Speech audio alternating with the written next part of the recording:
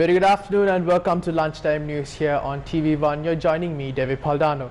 Now, before we head into your stories in more detail, let's first take a look at your headlines this afternoon. India's Adani Group thanks the Sri Lankan government for the opportunity to build the West Container Terminal in Colombo. April 21st attacks report of the Cabinet Subcommittee to be presented in 2 weeks. New houses to be constructed at the fire-stricken Kajima Vatta. Now looking right into one of your headline-making stories, Gautam Adani, the chairman of India's Adani Group, has thanked the government of Sri Lanka for the opportunity to build the West Container Terminal in Colombo. Now, in a tweet, Gautam Adani said he is grateful to the leaders of the government of India, the government of Sri Lanka and the Ports Authority and John Keels for the opportunity to build the West Container Terminal in Colombo. He added that this partnership is a symbol of the deep strategic relations between countries with the greater intertwined history, and it will launch decades of container growth. Just yesterday, the Indian company Adani had issued a press release saying that they will be getting 51% in the agreement. I just want to clarify if that is the breakdown. Well, the breakdown, that is the offer that they have made. The breakdown will be finalized after discussions, but I'm sure that there are so many other parties that are interested. As a government of Sri Lanka, we are also interested to see whether the local companies are also interested in this entire thing. So this is quite open. I mean, just to clarify there, we respect that. But then, as far as we are concerned, we are looking for other options while accepting the Adani's 51%.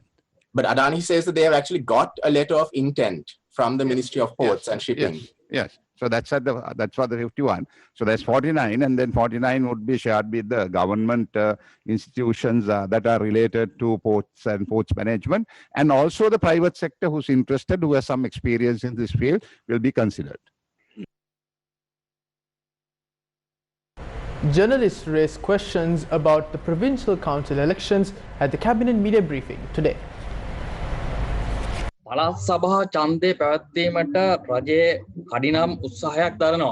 මේ ඉක්මනින් පළාත් සභා ඡන්දය පැවැත්වීමට උත්සාහ කරන්නේ Indian රජයේ බලපෑම මතද? එහෙම විශේෂ උත්සාහයක් නැහැ. There is no special effort as such. The previous government postponed the provincial council elections indefinitely. The 13th Amendment is a fundamental law to the country according to the Constitution. It is our responsibility to ensure the elections go ahead in accordance with the law and make the necessary legal provisions that will support it. The question is not whether we agree with it or not, but whether we will hold the elections or not. This is a fundamental law. We have to adhere by this law. Foreign interferences are out of the question.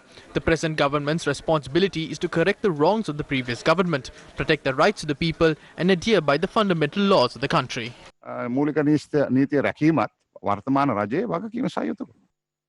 It was informed during the cabinet media briefing today that the report of the cabinet subcommittee on Presidential Commission of Inquiry that probed the April 21st attacks will be presented in 2 weeks.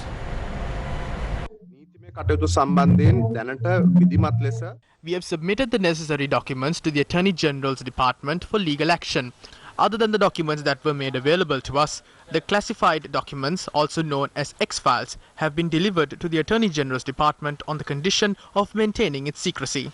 Further action will be taken by the Attorney General's Department and the Crimes Investigation Department with regard to the details of the investigation's report, the Commission's recommendations, the classified report, and all the files in the possession of the CID which have already been submitted to the relevant authorities. This is not within our purview. Our duty is to implement a mechanism to enact the recommendations given to us to conduct a reconstructive process within the society, education systems, social-religious activities, and national security, ensuring such an act of terror will never take place. We have requested 2 weeks for that process. යෝජනා ක්‍රියාත්මක කර ගැනීමේ ක්‍රමවේදයක් සකස් කිරීම සහ නව යෝජනා ඉදිරිපත් කිරීම නිසා ඒකට අපි සති දෙක කාලයක් ඉල්ලලා තිබෙනවා. පළවෙනි ප්‍රශ්නය බුර්කාව තහනම් කිරීම සම්බන්ධයෙන් යොමු වන්නේ. ඊයේ දිනේදී කැබිනට් මණ්ඩලයට මේක ඉදිරිපත් වුණේ නැහැයි කියන එක වාර්තා වුණා. මේ සරත් වීරසේකර අමාත්‍යතුමා මේ සම්බන්ධයෙන් පැහැදිලි ප්‍රකාශකුත් කරලා තිබුණා මේ බුර්කාව තහනම් කිරීමට එතුමා යෝජනා කරනවා අත්සන් කරනවා කියලා. ඒ සම්බන්ධව සාකච්ඡා වෙමින්. We are currently discussing the implementation of this. We are also of the stance that we should not hurry and take our time in deciding how to implement this action. The minister said that he is expecting to implement the proposal he made. As a cabinet, we will decide on the correct time frame to implement this proposal following discussions in open forums as well.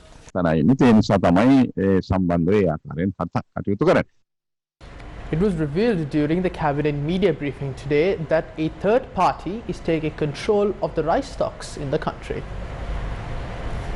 ජනතාවට සහන මිලට සහල් ලබා දීම. The government intends to produce rice to the public at a concessionary rate. That is why the Paddy Marketing Board entered the market and started a process of getting paddy for a fair price and securing a safe stock of paddy without causing harm to the farmers. Because recently we saw a tendency of the rice price increasing regardless of the price of paddy. Although the paddy harvest is increasing, there is a lack of rice in the market. It is clear that this is a problem we cannot solve. It is clear that a third party is hiding and storing paddy in a separate location.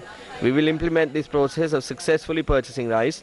We will also interfere as the government to make sure that the paddy purchased from the Paddy Marketing Board will be converted into rice and be made available through Satasa at the certified rate during the festive season. If this action of private companies stocking rice continues, as the government, we will have to import rice from overseas and provide them to the people at a concessionary rate.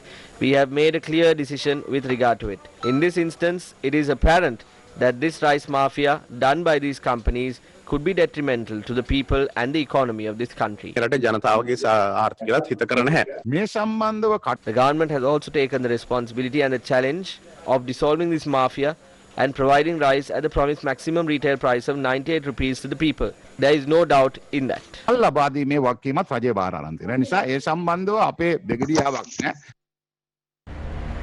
Four suspects were arrested by officers attached to the Police Special Task Force Deniyaya camp for the offence of felling trees in the Singaraja forest.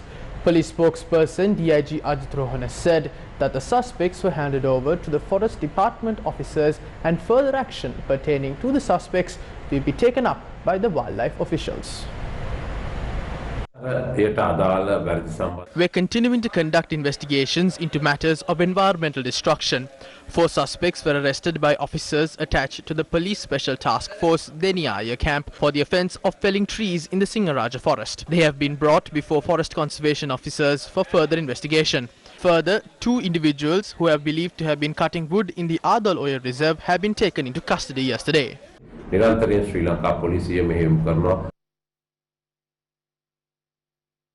The government has directed their attention towards the possibility of constructing houses to replace the houses that were damaged in a fire that broke out in a row of houses in the Kanjimawatta in Grand Pass.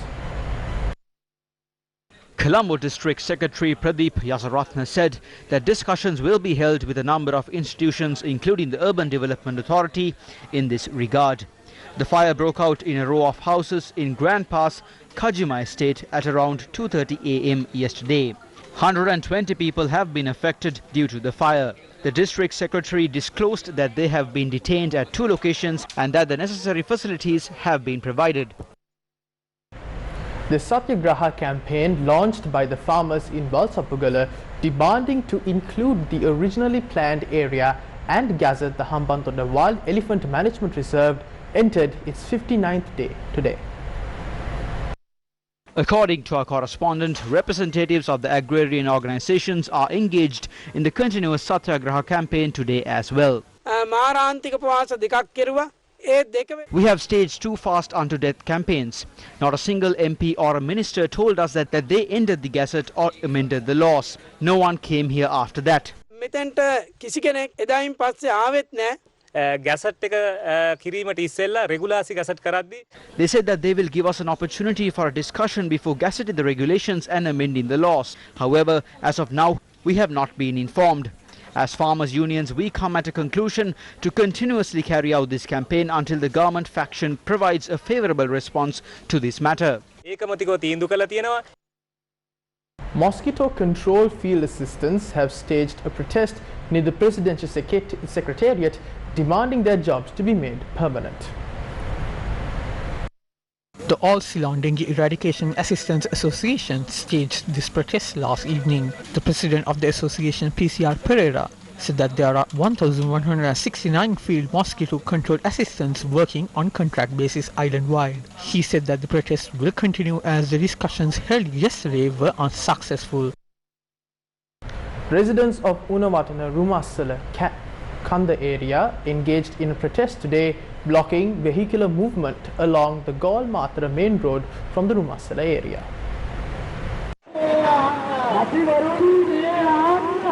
The protesters demanded that the development work on the proposed road in Rumasala leading to the Unawatuna tourist city and the Rumasala tourist city be expedited. Protesters point out that it has been several years since the proposal was made, however the construction work has not begun yet. The group blocked the Gol Matra main road today, demanding immediate attention of the relevant authority on this. Due to the protest, the traffic on the road was disrupted and the police had to arrive at the scene. Our correspondent said that the group later cleared the road but continued their protest.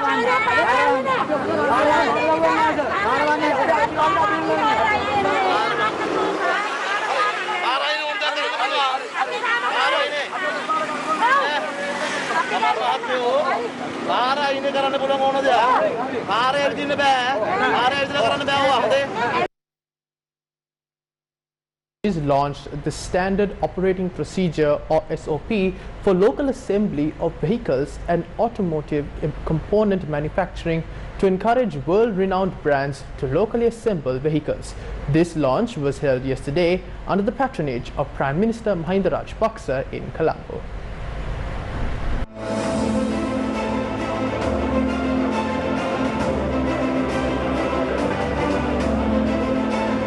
Vimal Veeravansa, the Minister of Industry, symbolically presented the Standard Operating Procedure or SOP manual to Prime Minister Mahinda Rajapaksa.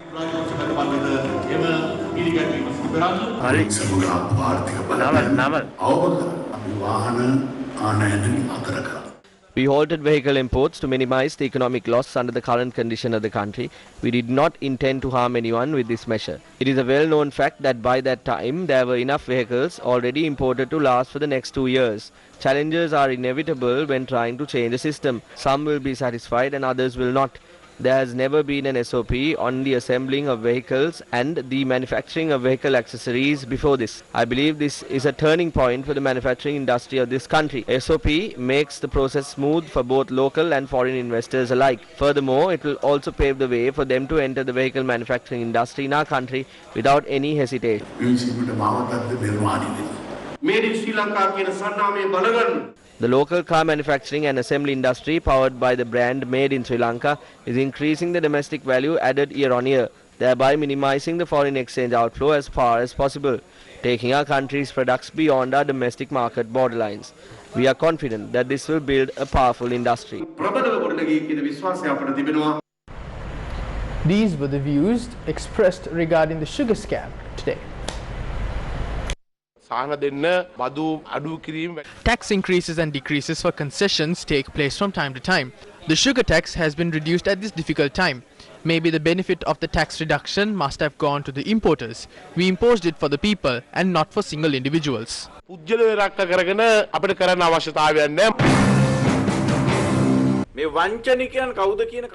There is no need to reveal the perpetrators behind this. The country knows who they are. The country also knows that the government is protecting them. So we would like to say to the government, formulate the background necessary for tax collection.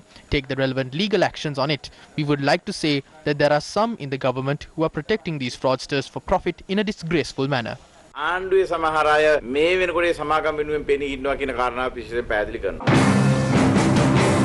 Minister Ramesh Patrana and the Secretary to the Ministry made a clarification regarding this. They said that the tax reduction is not a fraud, but there is a loss incurred because of it. They clarified the reason behind that loss as well. That decision was made by the government with the idea of giving that benefit to the people. However, the businessman in the middle did not act on behalf of it. It was a loss that had happened, not a fraud. ඒ නිසා ඒ සම්බන්ධව අපිට වෙච්ච පාඩුවක් මිසක් ඒකේ හොරකමක් නෙමෙයි සිද්ධ වෙලා තියෙන්නේ. දැන් මේ සීනි බෝතලේ ඉන්නවා මේක ඉන්නවා ඇඹලියෝ 4 දෙනෙක් ඉන්නවා. There are 4 ants in the sugar bottle. They seem intoxicated after eating so much sugar. These ants who eat all this sugar will ultimately die inside the bottle. Much like the previous government that was defeated by the bond scam, this government is in the middle of a scam. The fate of this government is similar to the fate of the ants in this bottle. We must say that the beginning of the end of this government has begun. It is not an easy amount that is involved here. It's 15.9 billion.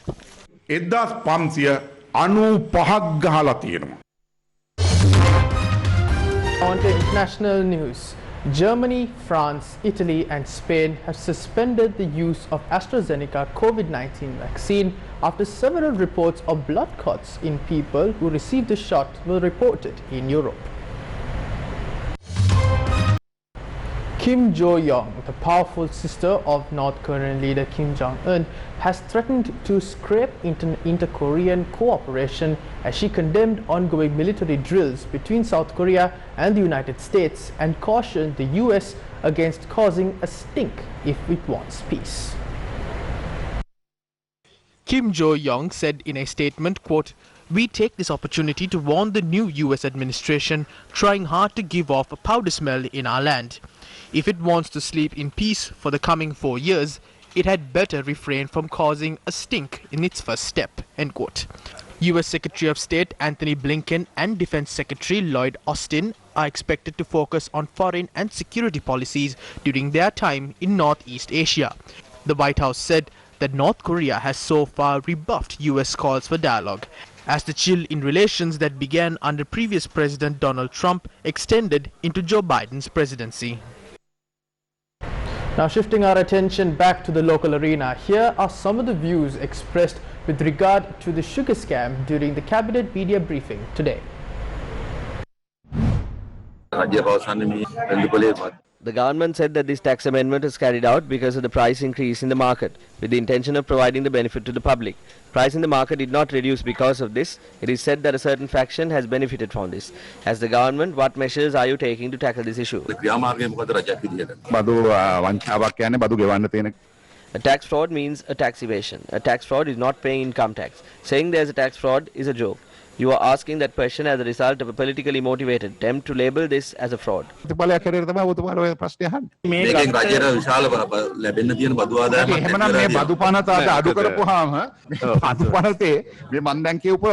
Then if we reduce this tax act, for example, the telecommunication tax of 49%, we reduced it from 50%. Then you can say that that is also a loss to the government. The customer got some sort of benefit. You are creating a narrative based on the word scam and are acting out.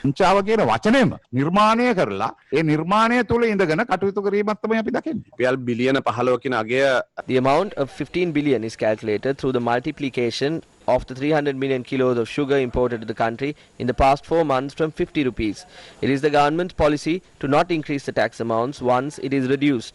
Therefore, this is a policy decision of the government and not a scam as such. And with that, we wrap up lunchtime news here on TV1. For more news, log on to our award-winning website, that is www.newsfirst.lk. For the Newsfirst team, I'm David Paldana. Take care.